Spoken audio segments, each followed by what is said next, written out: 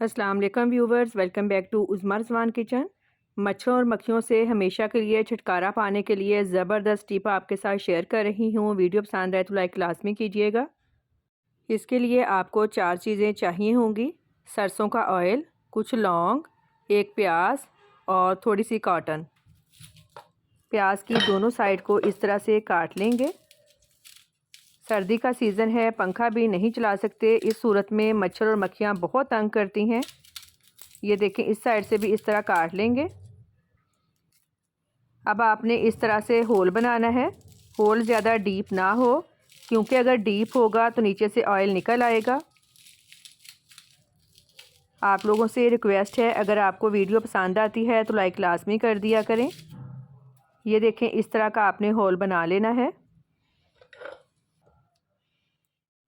अब आपने रुई को इस तरह शेप देनी है कि वो प्याज में फिट आ जाए। नीचे से इस तरह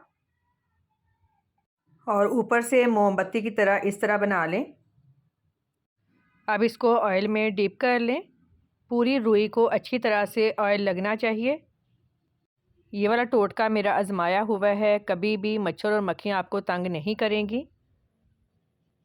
रुई को अच्छी तरह से ऑयल लगा लिया है। अब इसको प्याज के अंदर रख देंगे। इस तरह से अच्छी तरह से फिक्स कर लेंगे। थोड़ा सा ऑयल प्याज के अंदर भी डाल देंगे ताकि ये देर तक जलता रहे। अब इसमें लौंग लगा देंगे। आप चाहें तो रुई के नीचे लौंग रख दें। मच्छरों और मक्खियों से निजात के लिए हम बहुत सारे टोटके यूज़ करते हैं, लेकिन मच्छर और मक्खियाँ फिर भी घर से दूर नहीं जाती। ये वाला टोटका लाजमी यूज़ कीजिएगा। अब रुई को आग लगा देंगे। जब रुई जलकर नीचे तक आएगी, प्याज और लौंग जलेंगे तो इसकी स्मेल से मच्छर और मक्खियाँ दूर भागेंगी।